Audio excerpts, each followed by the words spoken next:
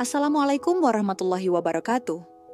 Bayangkan seorang kakek tua yang lemah datang ke sebuah acara pengajian akbar pesantren di Jawa Timur. Namun bukannya disambut dengan baik dan dihormati. Kakek itu justru diusir dan ditendang dari acara pengajian akbar itu. Dia diusir dengan sangat kasar hanya karena pakaiannya yang kotor dan lusuh. Para penjaga menganggap jijik kakek tua itu. Namun saat keributan memuncak, Ustadz Abdul datang menghampiri. Seketika, Ustadz Abdul terkejut saat melihat kakek itu. Mengapa Ustadz Abdul itu sampai terkejut? Siapakah kakek itu sebenarnya? Penasaran bagaimana ceritanya? Langsung saja kita simak cerita ini. Dan jangan lupa subscribe, share, dan like channel Okti Story. Silahkan komentar pendapat kalian ya. Hari itu, langit di atas desa Jatilawang menggantung awan kelabu. Seolah ikut menunduk menyambut hajat besar yang baru pertama kali digelar di desa kecil di lereng timur Gunung Wilis itu. Sejak subuh, ribuan warga sudah berdatangan, membawa harap dan khusyuk, berjajal di lapangan utama desa. Mereka duduk beralaskan tikar seadanya, sebagian berpayung lusuh, sebagian lain hanya berselimutkan kain tipis, mencoba menepis dingin dan embun pagi yang masih menggantung di udara. Suasana terasa agung.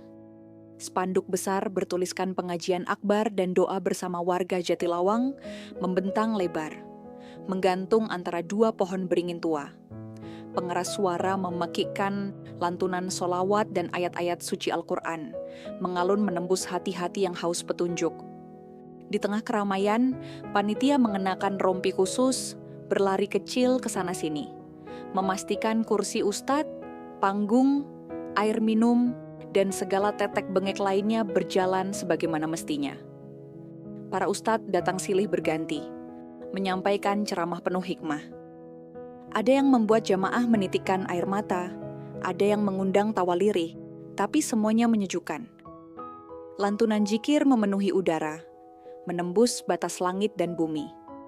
Di tengah semua itu ada rasa haru.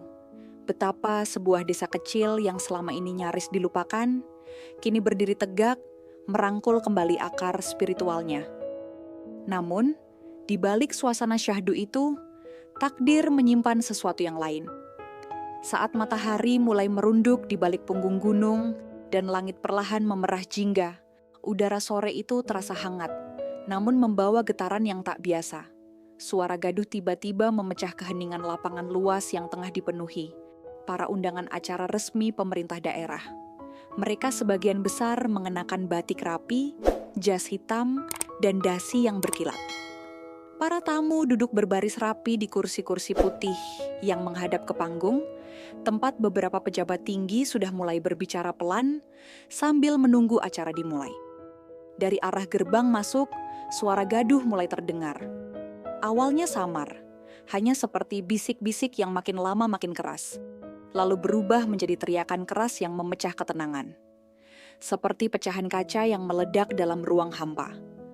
Beberapa orang menoleh dengan cemas, menyipitkan mata mengamati sumber keributan itu. Ada suara bentakan, langkah tergesa, dan desakan manusia. Di tengah kerumunan yang mulai menengok itu, tampak seorang kakek tua yang berdiri dengan tubuh kurus kering. Ia seperti batang pohon yang telah melewati musim kemarau panjang. Kulitnya mengerut, dan setiap gerakannya tampak lelah. Kemeja putihnya yang dulu mungkin bersih kini sudah menguning dan berkerut. Sarungnya yang sobek di ujung membuatnya tampak lusuh. Bahkan kusut rambutnya yang sebagian telah memutih terlihat seperti tidak pernah disisir. Kain dekil terikat sembarangan di kepalanya, dan pundaknya diselimuti surban merah yang tampak lusuh dan seolah sudah berumur puluhan tahun. Ia tidak membawa apapun, tidak ada tas, kitab suci, atau bekal sedikit pun. Hanya dirinya sendiri dan sepasang mata yang menarik perhatian. Mata itu bukanlah mata seorang kakek biasa. Dalam tatapannya ada kedalaman yang sulit dijelaskan, seperti menyimpan badai petir sekaligus hujan yang menyejukkan. Walau begitu, di permukaan mata itu hanya memancarkan keteduhan dan ketenangan yang aneh, bukan ketakutan. Di depan kakek itu, berdirilah seorang panitia keamanan berotot, wajahnya keras dengan mata sipit penuh curiga. "Woi, minggir pak, ini acara resmi, bukan tempat minta-minta." Bentaknya kasar, suaranya bergema keras. Kakek tua itu tetap diam, menundukkan kepala sejenak, lalu mengangkatnya perlahan, membalas tatapan panitia dengan senyum tipis yang hampir tak terlihat. Ia tidak membantah, tidak marah, hanya tenang, terlalu tenang untuk situasi seperti ini. "Jangan sok cuek, sana balik, ini bukan tempat orang sembarangan," bentak panitia lain yang lebih muda, nada suaranya keras dan penuh emosi. Tiba-tiba, tangan si panitia muda mendorong bahu kakek itu dengan kasar, hingga hampir membuatnya terjungkal. Beberapa warga sekitar mulai menoleh, suara berbisik berubah menjadi bisik cemas. Anak-anak menangis ketakutan melihat bentakan dan dorongan kasar itu, sementara sejumlah ibu buru-buru menutup mata anak-anak mereka. Kakek itu mengangkat suaranya pelan, namun tegas. "Saya tamu undangan, saya dipanggil ke sini." Panitia besar tertawa pendek, sinis. "Tamu undangan? Hah, undangan acara ini pakai kemeja linen dan batik eksklusif, Pak. Bukan pakai kain dekil begitu." "Saya tidak punya pilihan pakaian, tapi saya punya nama di daftar undangan," jawab kakek itu sambil berusaha tetap tenang. Panitia mendengus penuh skeptis. "Nama siapa?" "Sholeh." Mendengar nama itu, panitia muda membuka tablet digital yang berisi daftar tamu undangan dan mulai menggulir dengan jari. "Sholeh," gumamnya pelan, kemudian berhenti sejenak. Wajahnya berubah, tatapannya tajam menatap panitia besar di sampingnya. "Namanya Adea, VIP, baris khusus." Panitia besar mencibir sinis. "VIP? Ini? Yakin ini bukan kesalahan?" "Nggak tahu, tapi namanya ada." Kolomnya dikasih tanda bintang. "Undangan pribadi dari Pak Dirjen." Mata panitia besar memicing tajam. Wajahnya yang biasanya penuh kewibawaan berubah menjadi penuh keraguan, lalu menjadi sesuatu yang lebih dalam. Ketidakpercayaan yang nyaris membenci. Tatapannya menusuk kakek tua yang berdiri di depan gerbang itu dengan sikap yang menyiratkan. "Apa kau benar-benar layak di sini?" "Dengar ya Pak Tua," suaranya berat, namun menggema cukup kuat, agar banyak orang mendengar.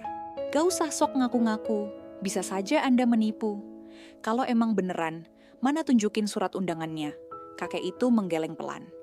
Ia mengenakan pakaian yang sudah lusuh, tapi rapi dan bersih. Rambutnya putih, panjang dan sedikit kusut, berkilau seolah tersentuh cahaya senja. Wajahnya memancarkan ketenangan yang bertentangan dengan keraguan dan kemarahan di sekitar. "Tidak dikirim lewat surat," jawabnya dengan suara lembut tapi tegas. "Disampaikan lewat mulut. Saya diminta datang dan saya datang." Sejenak hening. Kemudian panitia lain tertawa kecil, yang kemudian berubah menjadi tawa keras, sinis. "Oh, mulut, lewat jin kali ya, haha," seru salah satu, mengolok-olok dengan nada mengejek. Yang lain ikut tertawa, tertawa yang menandakan ketidaksukaan mereka pada kehadiran sang kakek.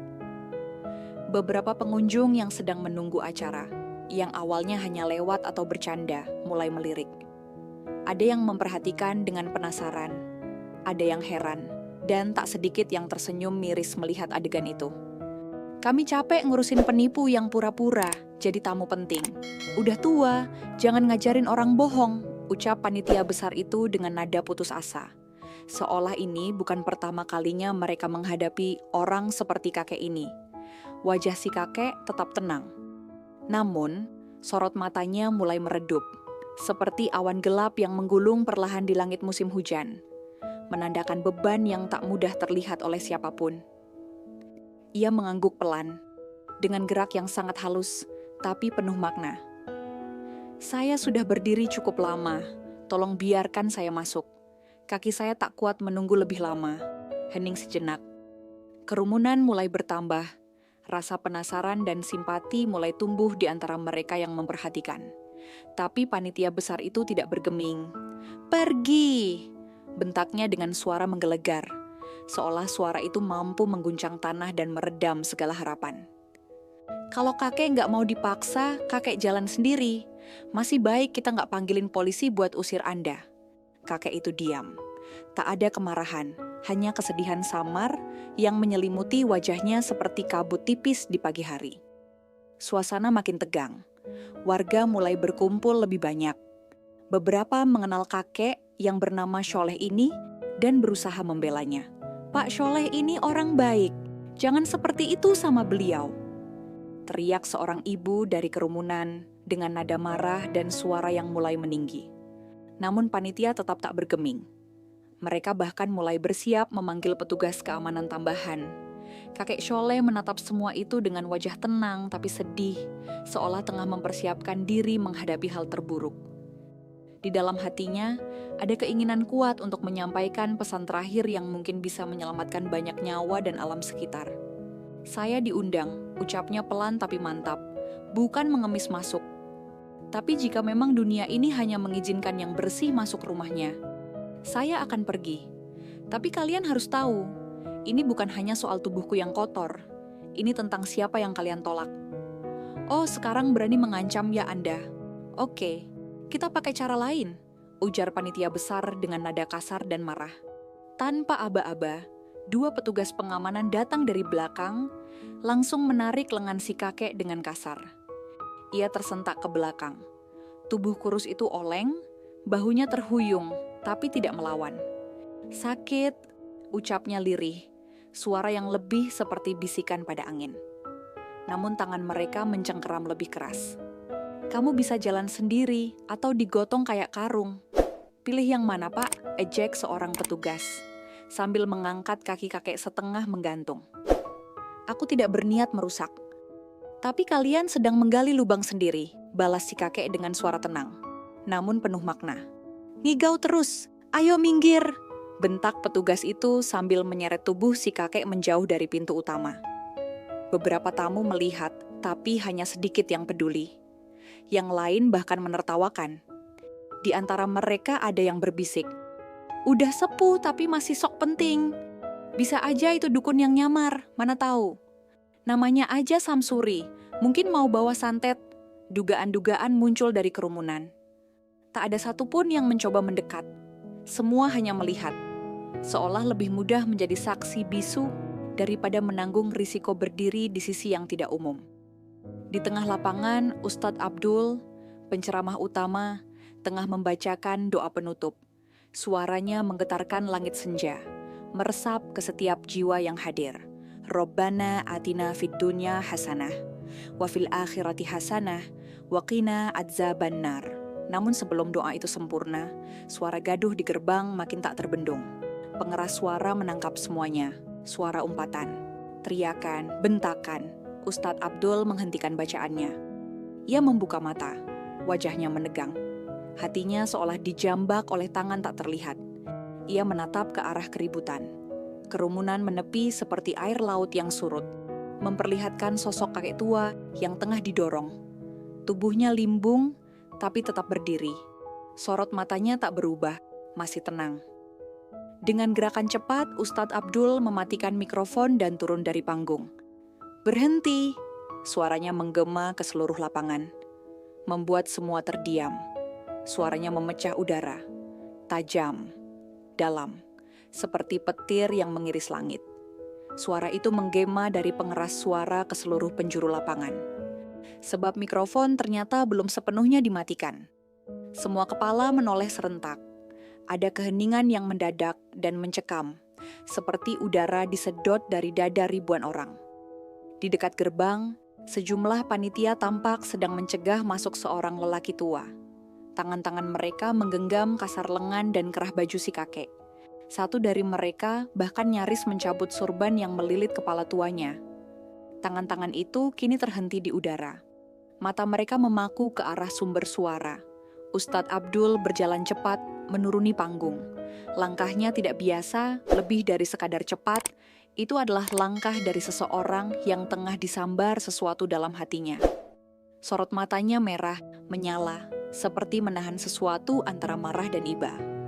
Jubah putihnya mengepak pelan diterpa angin senja, membuat sosoknya tampak seperti seseorang yang berjalan bukan sekadar dengan kaki, tapi dengan kehormatan dan tekad.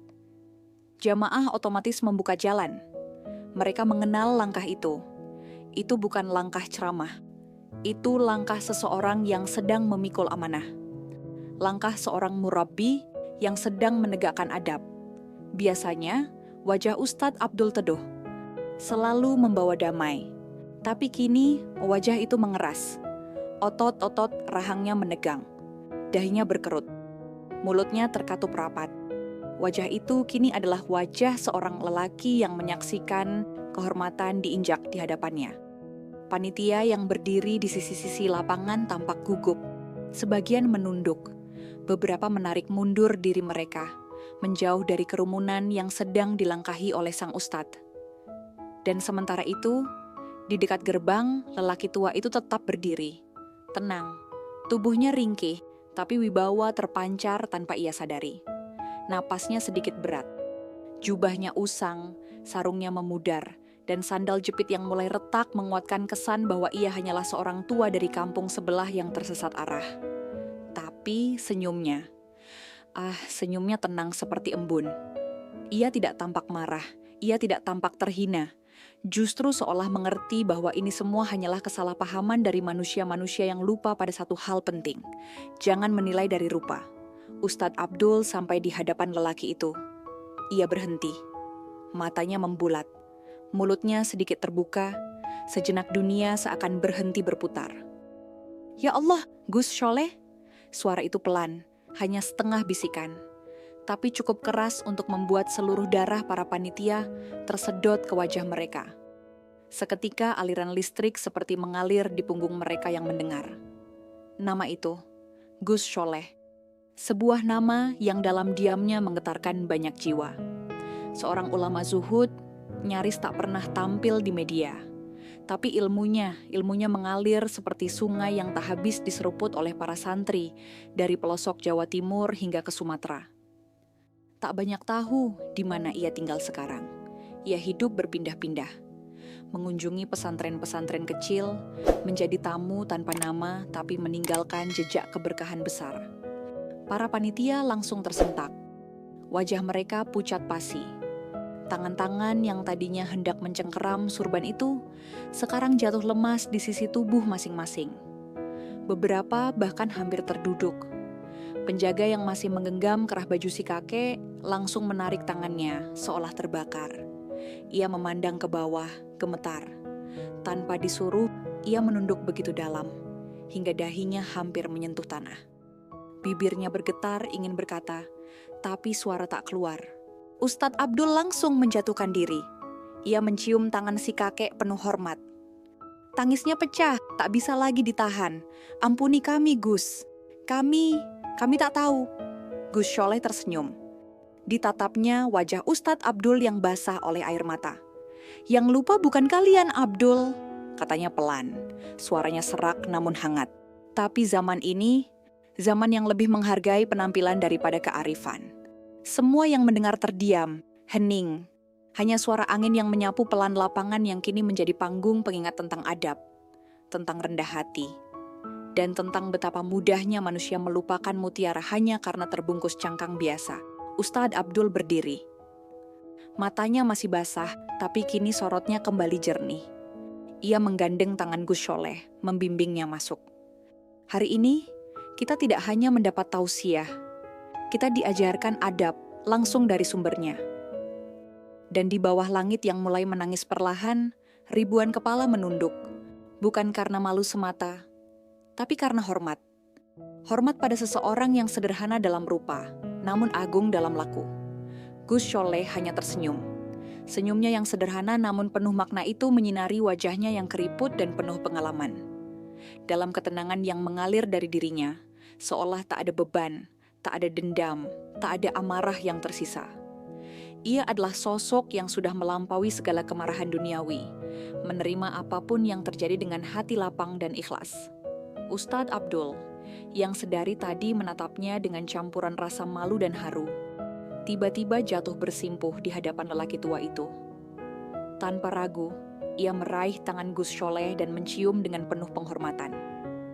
Air matanya jatuh mengalir membasahi jubahnya. Suaranya bergetar penuh penyesalan. Maafkan kami, Gus," katanya lirih. "Astagfirullah, kami tak tahu. Saya lalai, saya telah memalukan diri saya sendiri." Gus Sholeh membalas senyum itu dengan lembut, menatap Ustadz Abdul penuh kasih sayang. Matanya yang tajam itu menyimpan keteduhan hati yang dalam. "Tak apa, Nak Abdul," ujarnya dengan suara halus yang menggetarkan jiwa. "Ini pelajaran, bukan untuk saya, tapi untuk semua, tentang bagaimana kita memperlakukan tamu, terutama yang kita kira tak layak masuk ke rumah Allah hanya karena pakaian mereka." Setiap kata Gus Sholeh menghujam ke hati mereka yang mendengarkan, seolah menjadi cambuk bagi nurani yang selama ini terbius oleh kesombongan. Tidak ada sedikit pun kemarahan dalam suaranya. Yang ada hanyalah keikhlasan yang hampir tak masuk akal bagi mereka yang terbiasa dengan dunia keras dan penuh pertikaian. Namun Ustadz Abdul, yang baru saja menerima keikhlasan itu, berdiri perlahan. Wajahnya kini menampilkan ketegasan yang tak bisa digoyahkan. Ia menoleh ke arah para penjaga dan panitia yang masih terpaku dan menunduk di hadapannya. Suaranya lantang dan jelas, memecah keheningan dengan gemuruh yang mengguncang hati banyak orang. "Kalian mempermalukan diri kalian sendiri." Suasana mendadak hening, seolah seluruh dunia berhenti sejenak mendengar kalimat itu. "Ini bukan sekadar salah paham," lanjutnya. Tatapannya tajam menancap ke setiap wajah yang hadir. "Ini pelecehan terhadap ulama. Kalian mewakili wajah Islam, tapi yang kalian tampilkan adalah arogansi, bukan akhlak. Kalian mempermalukan rumah Allah dengan menilai seseorang dari rupa dan pakaiannya." Penjaga yang tadi berlaku kasar menunduk dalam. Tubuhnya bergetar hebat, menahan malu dan rasa takut. Wajahnya merah padam, menanggung beban dosa yang baru saja disadarinya. Di hadapan ribuan jamaah, ia terdiam, tak mampu berkata sepatah kata pun. Siapapun yang tidak memahami adab dalam menerima tamu, apalagi tamu Allah, tak layak berdiri di sini sebagai penjaga. Seru Ustadz Abdul dengan suara yang mulai bergetar. Bukan oleh emosi kosong, melainkan oleh luka batin yang dalam, karena melihat betapa adab dan kehormatan diinjak-injak atas nama wewenang. "Saya akan buat laporan resmi, ini tidak bisa dibiarkan. Islam bukan agama yang menindas orang karena kelihatannya miskin atau tua. Kalian akan dibina bukan karena dendam, tapi karena kalian harus belajar." Para panitia mengangguk cepat, penuh rasa hormat dan kesadaran. Mereka tahu, apa yang akan terjadi bukanlah hukuman semata, melainkan pelajaran berat yang harus mereka terima, agar kelak bisa menjadi pelindung yang benar bagi rumah Allah. Hari itu, laporan resmi dibuat dengan penuh kesungguhan. Para penjaga diamankan secara terhormat, bukan untuk dipermalukan, tetapi untuk diberi pembinaan langsung oleh para kiai dan ustadz terkemuka dari pesantren Al-Muhajirin di kecamatan sebelah. Pembinaan yang kelak akan mengubah hati mereka, menumbuhkan rasa hormat dan adab yang tulus, yang selama ini hilang dalam kesibukan dunia. Di tengah senja yang mulai menjemput, Gus Sholeh berdiri kembali, menatap langit yang mulai berwarna jingga keemasan. Wajahnya yang sederhana namun bersinar damai, menjadi pengingat abadi bagi semua yang hadir bahwa keikhlasan dan kesederhanaan adalah cahaya paling terang dalam kehidupan. Ustadz Abdul berjalan mendampingi Gus Sholeh. Langkahnya kini lebih ringan, penuh harapan bahwa hari ini bukanlah akhir, tapi awal dari sebuah perubahan besar. Langit mulai menggelap. Awan kelabu menggantung berat di atas, seolah turut merunduk, bersama hati-hati yang penuh malu dan penyesalan. Namun, suasana terasa teduh, sejuk mengalir ke setiap sudut lapangan. Angin berembus pelan, membawa bisikan ilahi yang tak kasat mata, mengingatkan bahwa hari itu bukan sekadar pengajian biasa, tapi hari pembelajaran besar, yang akan membekas selamanya dalam sanubari ribuan jiwa. Dengan langkah pelan namun mantap, Gus Sholeh naik ke panggung sederhana yang telah siap. Wajahnya tetap damai, tanpa sedikit pun tanda luka atas perlakuan yang tadi diterimanya. Tidak ada dendam, tidak ada amarah. Hanya cinta yang tak terbatas dan ketenangan batin yang memancar dari setiap helai keriput di wajahnya. Ribuan mata menatapnya penuh harap dan hormat. Suasana kembali hening, begitu hening hingga seakan tak ada suara burung. Angin pun berhenti berbisik.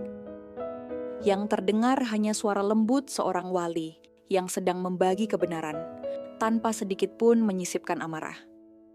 "Anak-anakku, Suaranya lirih namun jelas menggema ke seluruh penjuru. Ketika kalian menilai seseorang dari pakaiannya, kalian bisa salah besar. Allah tidak melihat rupa kalian dan tidak pula harta kalian. Tapi Allah melihat hati dan amal kalian. Jangan pernah remehkan siapapun, sebab bisa jadi orang yang kalian rendahkan lebih mulia di sisi Allah daripada kalian semua. Beberapa di antara jamaah mulai meneteskan air mata. Ada yang menunduk, penuh penyesalan atas prasangka dan sikap mereka selama ini. Bukan hanya terhadap Gus Sholeh, tapi terhadap setiap manusia yang mereka nilai rendah hanya dari penampilan luar. Sore itu, banyak yang pulang dengan mata basah. Namun jauh lebih berarti dari itu, mereka pulang dengan hati yang baru.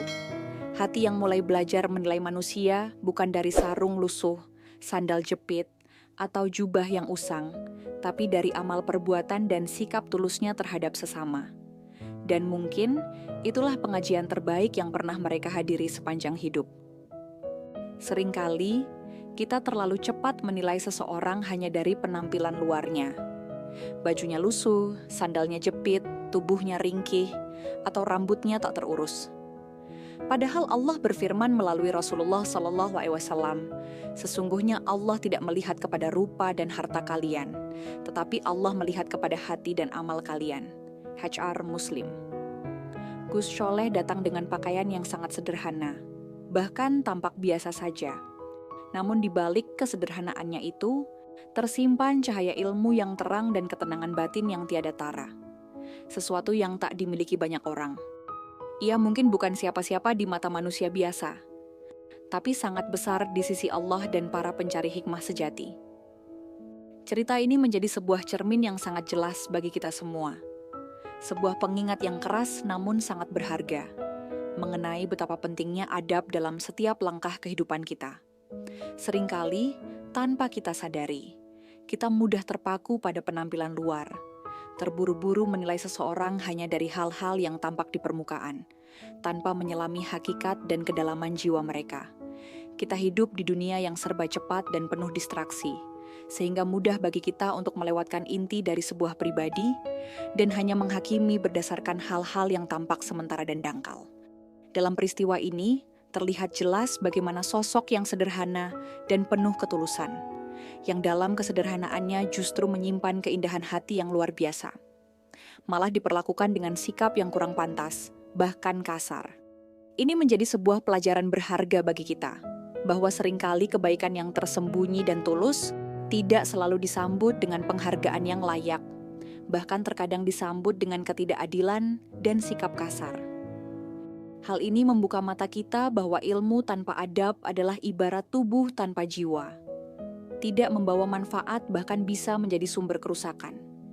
Ilmu yang dimiliki tanpa disertai budi pekerti dan akhlak mulia hanya akan menghasilkan kesombongan, arogansi, dan penindasan. Ketika panitia keamanan yang seharusnya menjadi pelindung dan penjaga ketertiban malah bertindak semena-mena, kita diingatkan bahwa keberadaan ilmu dan kekuasaan tanpa landasan akhlak dan adab bisa sangat merugikan. Sikap mereka yang tidak beradab dan tidak mengedepankan empati menjadi bukti nyata bagaimana ilmu yang tidak dibarengi dengan rasa kemanusiaan akan kehilangan maknanya. Inilah pelajaran mendalam yang hendaknya menjadi bahan renungan bagi kita semua, bahwa sejatinya ilmu harus dibarengi dengan budi pekerti yang luhur, sehingga apa yang kita lakukan senantiasa mencerminkan kasih sayang, keikhlasan, dan penghormatan terhadap sesama. Tidak hanya ilmu yang membuat seseorang besar, tetapi juga adab yang menjadikan ilmu itu bermakna dan hidup. Dalam konteks ini, figur Gus Sholeh hadir sebagai teladan nyata dari makna keikhlasan dan kesederhanaan, seseorang yang tidak pernah mencari panggung atau pujian, namun dengan keikhlasannya mampu memberikan inspirasi dan pengaruh positif yang jauh lebih besar daripada yang kita kira. Sikap rendah hati dan lapang dada beliau mengingatkan kita bahwa dalam hidup ini, keindahan hati jauh lebih berharga daripada sekadar gelar atau kedudukan. Melalui kisah beliau, kita diajak untuk melihat kembali bagaimana seharusnya kita bersikap terhadap sesama, mengedepankan rasa empati dan penghormatan, serta menahan diri dari prasangka dan penilaian yang tidak berdasar. Lebih dari itu, sikap panitia dan Ustadz Abdul dalam peristiwa tersebut menjadi refleksi nyata tentang bagaimana kadang kita sebagai manusia mudah terjebak dalam prasangka buruk dan sikap tidak adil, yang justru berpotensi merusak hubungan dan menciptakan jarak antara sesama. Hal ini menuntut kita untuk selalu introspeksi, menumbuhkan kesadaran akan pentingnya keadilan dan ketegasan yang berlandaskan kasih sayang, bukan emosi sesaat atau ego sempit. Prasangka buruk dan penghakiman yang cepat tanpa dasar yang kuat adalah penyakit sosial yang harus kita lawan bersama. Karena dampaknya tidak hanya merugikan individu yang menjadi sasaran, tetapi juga melemahkan ikatan sosial dan memperkeruh suasana kebersamaan. Dalam Islam, kita diajarkan untuk selalu berbaik sangka dan memberikan kesempatan pada sesama untuk memperbaiki diri. Karena hanya Allah lah yang maha mengetahui isi hati dan niat seseorang. Oleh karena itu, mari kita jadikan peristiwa ini sebagai momentum untuk memperkuat niat dan tekad dalam menanamkan adab sebagai bagian tak terpisahkan dari ilmu dan amal kita. Dengan keikhlasan dan cinta yang tulus, kita akan mampu membangun kehidupan yang harmonis, penuh kasih, dan bermartabat. Semoga apa yang telah kita pelajari dan renungkan ini menjadi bekal bagi kita untuk menjadi insan yang lebih baik, yang tidak hanya menguasai ilmu, tetapi juga mampu mengamalkannya dengan hati yang penuh kasih dan jiwa yang luhur. Dengan demikian, kita tidak hanya menuntut ilmu untuk diri sendiri, tetapi juga memberikan manfaat yang nyata bagi masyarakat dan lingkungan sekitar.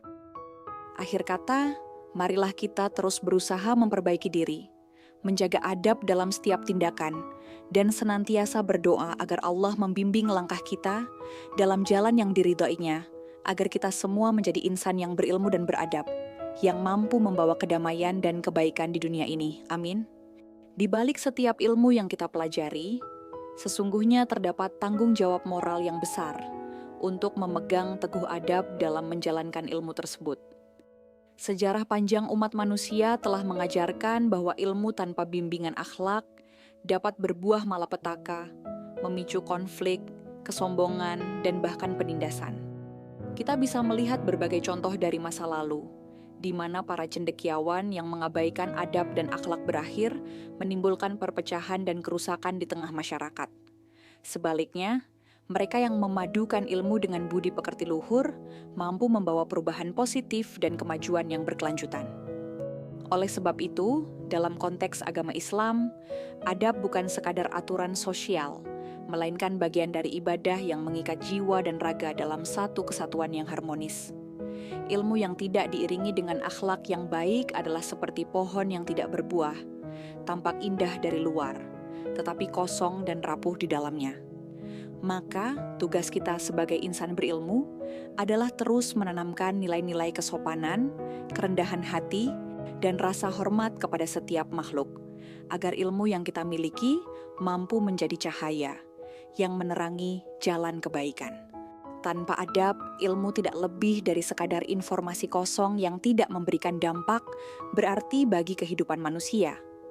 Sebaliknya, dengan adab yang kuat, ilmu akan membentuk karakter, membangun kepribadian, dan menumbuhkan rasa tanggung jawab sosial yang tinggi. Sehingga ilmu yang kita miliki bukan hanya untuk diri sendiri, melainkan juga untuk memperbaiki dan memajukan masyarakat secara keseluruhan. Lebih jauh lagi, kisah Gus Sholeh mengajarkan kita tentang makna keikhlasan yang sesungguhnya.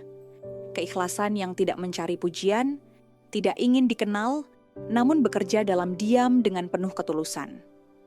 Beliau adalah contoh nyata bahwa keindahan hati tidak harus selalu dinyatakan dengan kata-kata atau gelar, melainkan dapat terlihat dari tindakan sederhana yang dilakukan tanpa pamrih. Sikap beliau yang menerima perlakuan kasar dengan lapang dada bukanlah tanda kelemahan, melainkan kekuatan batin yang luar biasa, yang mampu menaklukkan amarah dan ego. Sikap tersebut mencerminkan jiwa yang telah matang dalam memahami hakikat kehidupan, di mana kebahagiaan sejati tidak bergantung pada pengakuan manusia, tetapi pada ridha Allah Subhanahu wa Ta'ala.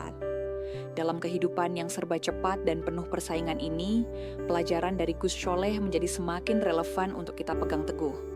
Kita diingatkan agar tidak mudah terpengaruh oleh gelimang dunia, tetap menjaga kesederhanaan, serta selalu menempatkan hati sebagai pusat dari segala aktivitas kita. Hanya dengan demikian, ilmu dan amal kita akan menyatu menjadi satu kekuatan yang mampu membangun peradaban dan memperbaiki dunia. Dengan meneladani ketulusan Gus Sholeh, kita belajar bahwa kebahagiaan dan keberkahan hidup tidak diukur dari gemerlap dunia, melainkan dari seberapa dalam kita mampu menjaga keikhlasan dan kesabaran dalam setiap ujian yang kita hadapi. Ini adalah ajakan agar kita tidak cepat menyerah pada kegelisahan duniawi dan selalu berusaha menyeimbangkan antara ilmu, adab, dan spiritualitas dalam kehidupan sehari-hari. Dengan menginternalisasi nilai-nilai tersebut, kita dapat menghadirkan kedamaian dalam diri sendiri, sekaligus memberikan dampak positif bagi orang lain di sekitar kita.